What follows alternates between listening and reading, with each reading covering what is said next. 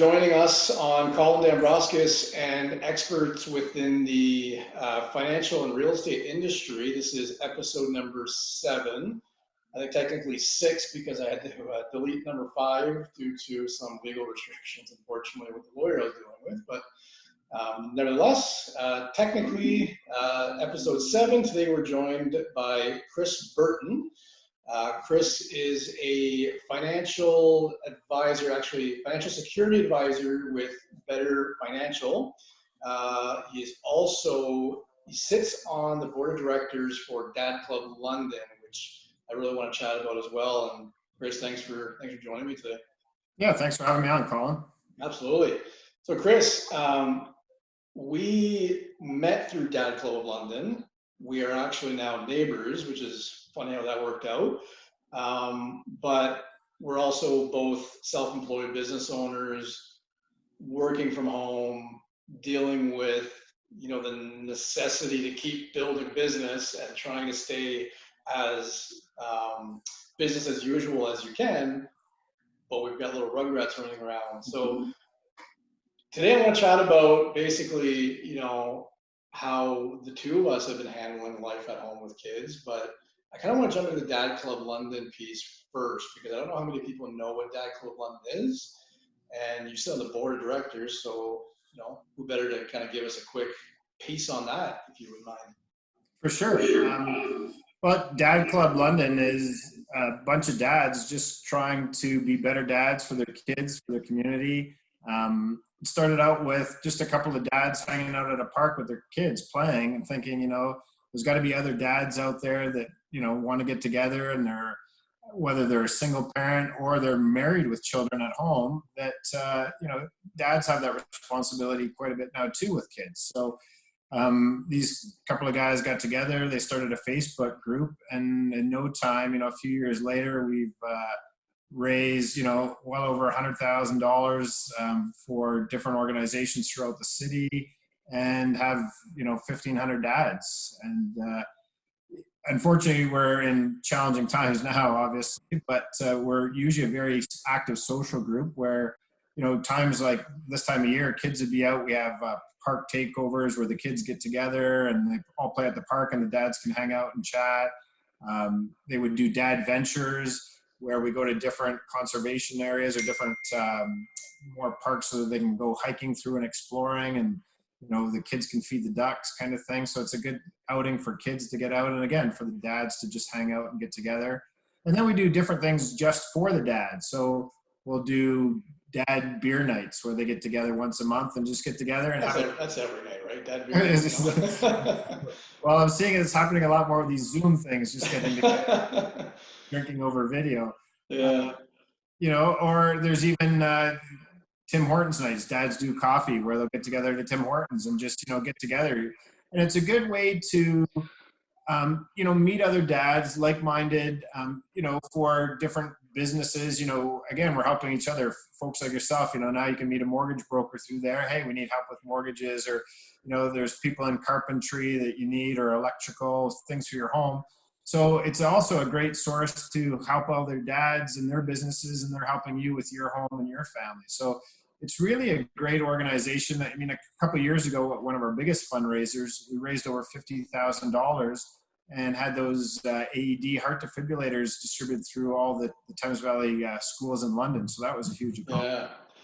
Yeah, that's the one thing I was going to kind of chime in on, is the thing that really, I was drawn into Dad Club originally from a friend. He invited me to the Facebook group, and I saw it, as a young father, first kid for me I had a bunch of questions, and there's a ton of stuff online, but I really quickly realized that there's a ton of questions that I had that people were asking, and 15, 20 dads are coming with all their experience, and you're like, oh, I'm not the only crazy person that has this in my mind, right? And so I was drawn to it for that reason, and just dads supporting dads, I thought it was great.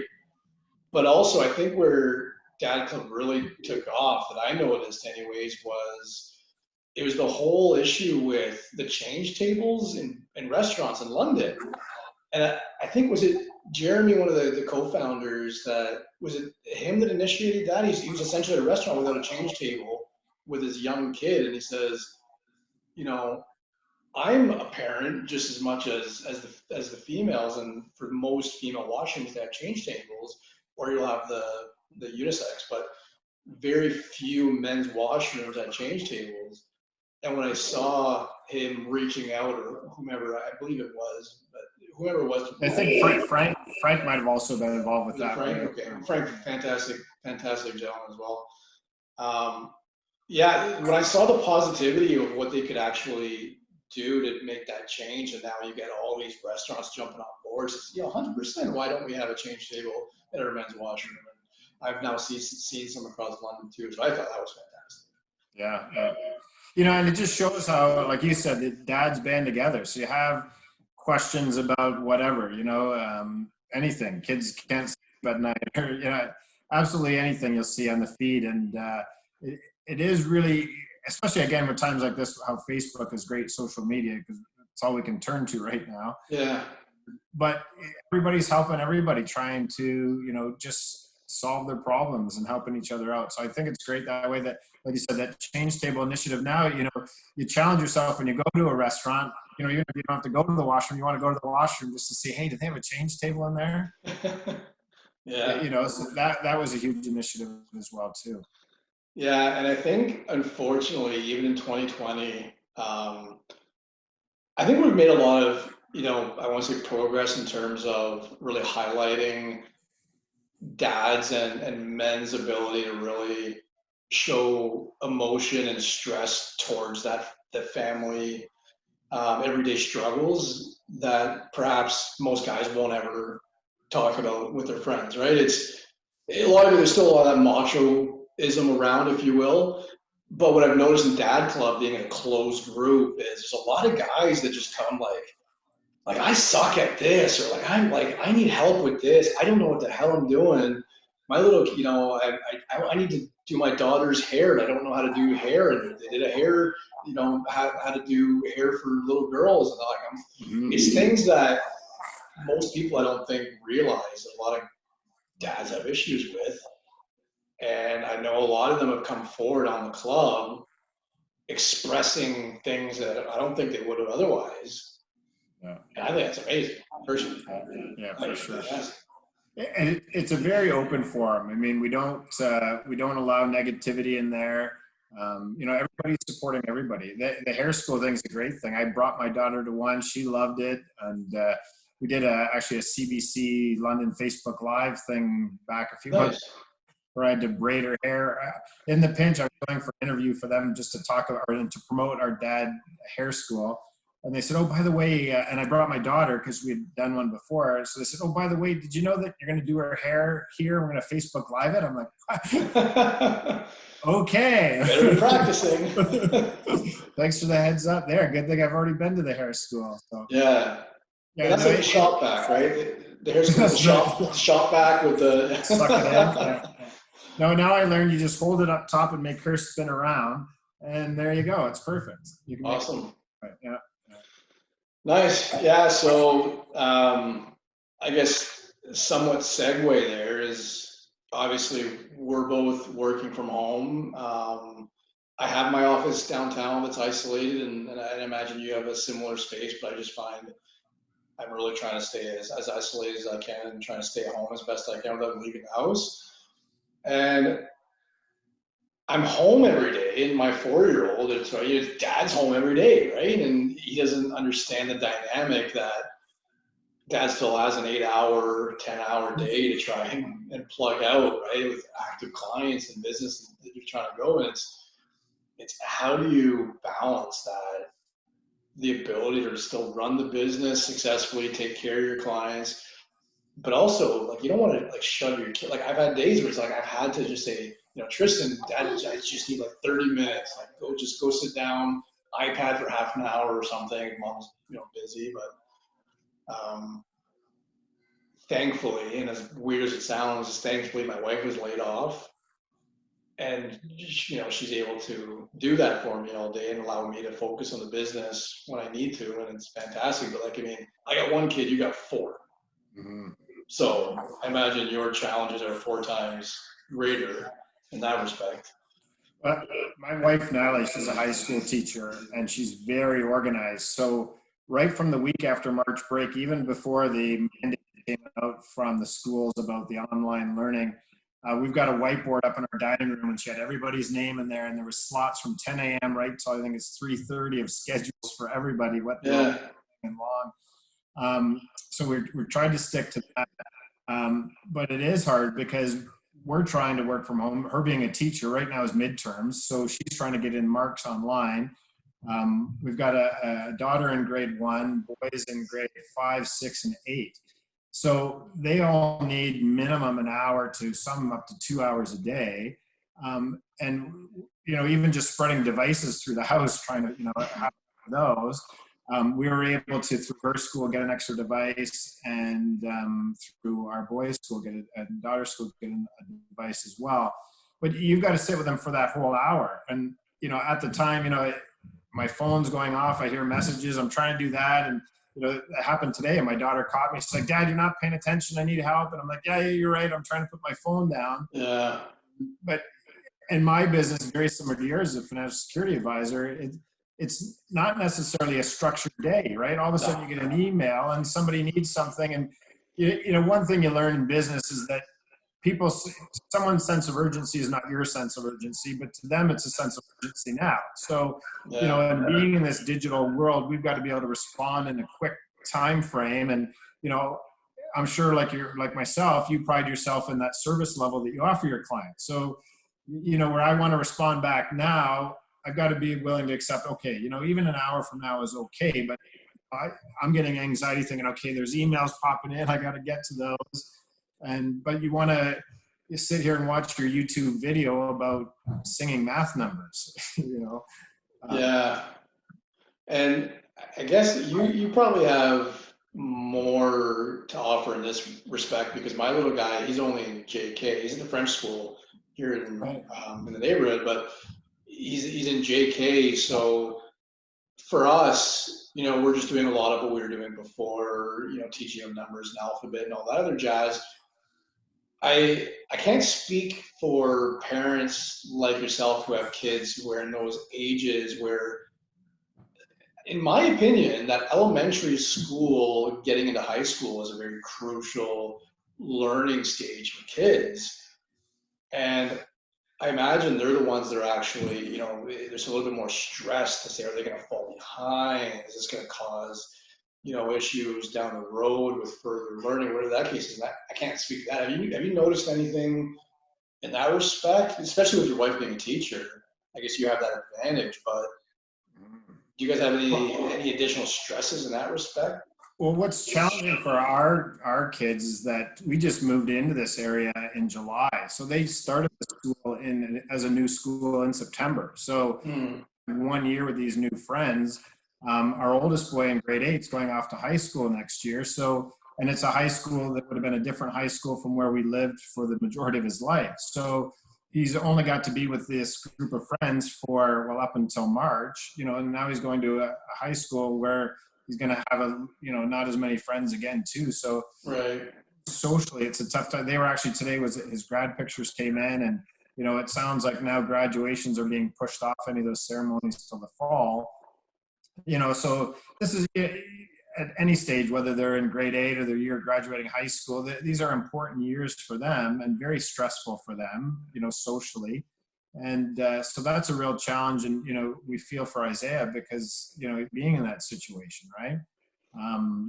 The other kids, the nice thing is, about this neighborhood, there's tons of kids in here. So they're getting to know a lot of people around here, which is great. But again, now we're seeing them at a distance because no one's outside playing, or, you can't hang out with them either. So it's a real challenge for them, just, that socially developing is, uprooting them from their comfort zone into a new school, a new area.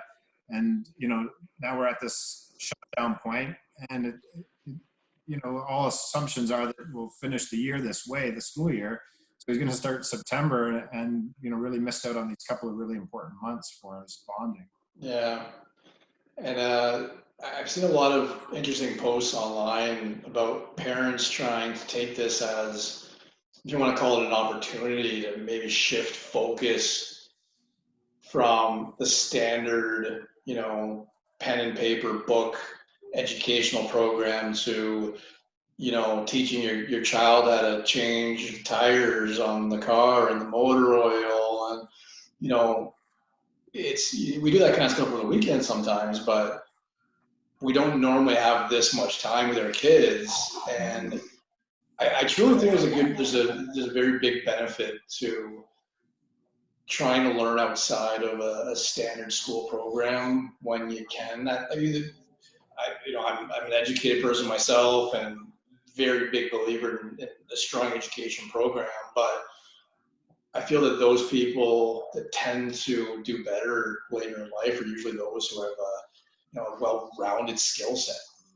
So maybe take some opportunity to put together some programs for your kids, maybe once or twice a week, to teach them things outside of the house, in the yard or the garage or whatever the case is. I don't know. I can't really do much with a 4-year-old, but I think it's I've seen some really cool stuff, and I think it's a fantastic idea. For sure. I think parents are learning that a better appreciation for teachers as well. Oh boy. Oh yeah. Yeah, and babysitters too. Yeah, I remember what babysitters used to be like, and that was fun. Missing that one a little bit.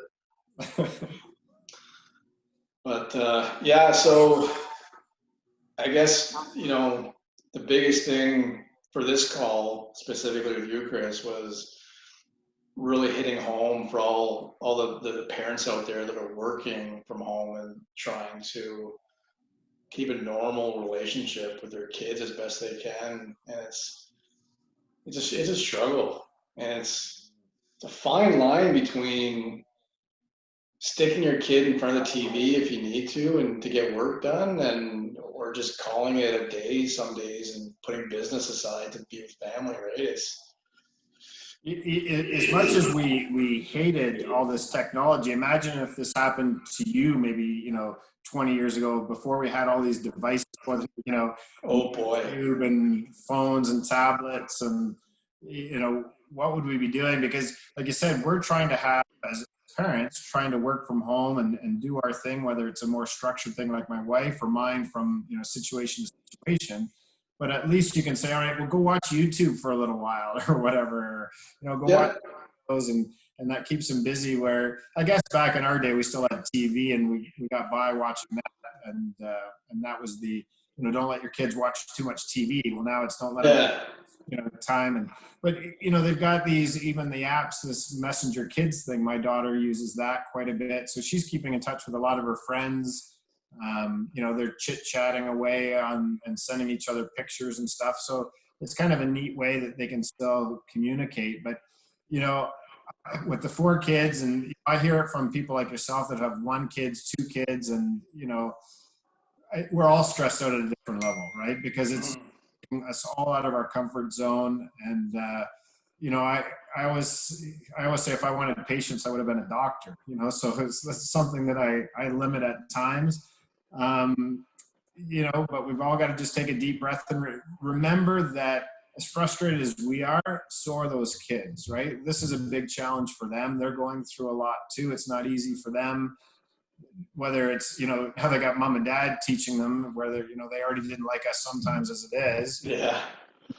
They're missing their friends. So we're missing, I haven't got a haircut and 2 haircuts now I'm behind. So, we're missing stuff, they're missing stuff. So we do all have to have patience and breathe and, take some time, with your family. But, it is tough. And I think we're all feeling it. So I guess, we're all in it together, kind of thing, is what I'm trying to do. It sucks. We're all in the same boat. And actually, I saw an interesting post the other day that really made me think, because it's on that note that we're all in the same boat. And it was somebody who basically explained, we all might be in the same boat, but some of these boats might be sinking. Some of these boats might be ashore, docked in the middle of nowhere. And I have to stop saying that, because it is very much true. I have the support of my wife with my kid. You have your wife supporting you as well. There's a lot of single parents out there who might be on EI and they might have a couple of kids at home and they're trying their best to get by without also looking for cash. And there's abusive relationships. And I don't want to get into this. We don't need to make it, a big post about that, but I keep catching myself trying to avoid saying that we're all in the same boat. We're all dealing with our own difficulties in our own ways. And when it comes to COVID-19, we all have the same restrictions in that respect. So I think the best thing that we could all do is, it's the way I've always lived my life, is find opportunity where others tend to find challenges. And I've done well by that. If you're stuck at home anyways, why not pick up a book, learn a new language, learn a new instrument? It's as much as it's not an opportunity to do something new, it kind of is. So why not force yourself to review your mortgage and call Colin? Or good plug. But you know what I mean? I have so many people out there, and I'm shooting the shit with my friends all the time. And it's, what are you doing? And I just binge watch 90% of Netflix. And it's like, why not do something constructive with the forced time that you're at home, right? And I think people need. I said that to my kids yesterday. The old school mid-afternoon. I'm like, why don't we just play a game, right? Just have some social interaction, get together, and we've got time. Having 4 kids, we have presents that we haven't even opened yet over the years, kind of thing. Yeah. We got all these different games. I'm like, why don't we just grab out a game and learn a new game and have some fun together, as opposed to people running around the house yelling at each other and chasing each other. Let's do something constructive together and spend that time. Absolutely. Awesome. Well, as much as I've been trying to keep these videos short, they usually end up going a good 20 to 30 minutes. So I think we can wrap it up. There's a great overall chat. Hopefully, we said something that somebody appreciated. Figure one person per video that took something away is plenty enough for me. So I'll roll with that. But yeah, thanks for popping by, Chris. I appreciate it. I know you got your own business stuff and family life to attend to. And I suppose if you have any questions, anybody watching that has questions for myself or Chris, I'll make sure that we're both tagged, and still looking for more videos. So anybody in the financial real estate space that wants to speak on what's on their mind, let me know. Happy to get onto videos 8, 9, 10, 11, and beyond. Well, Chris, thanks again. For sure. And if there's any dads out there that are interested about Dad Club and want to learn more, they can check us out on Facebook at Dad Club London. Yeah, Chris has got his nice swag there. Yeah, for sure. Great organization. Highly recommend it. Yeah, thanks for having me on. I really appreciate what you're doing. No worries, my pleasure. We'll talk soon, I'm sure. All right. There we go.